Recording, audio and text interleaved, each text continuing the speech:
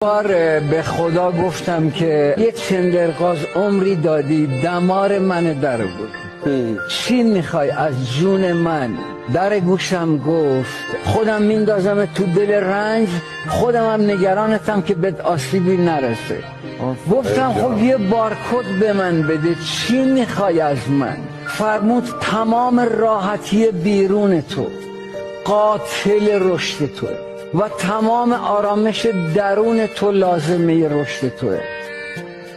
گفتم بهار تو و من کیه؟ بهار مشترک من و تو کیه؟ فرمود یادت نره تو برای اولین باره که میخوای 50 60 70 80 سال بندگی کنی، من میلیاردها سال دارم خدایی میکنم.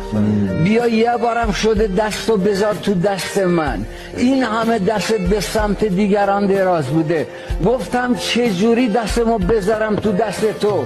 گفت هر وقت دست مردمو گرفتی دست تو دست منه، اون همون بهاریه که تو دنبالش می‌گردی.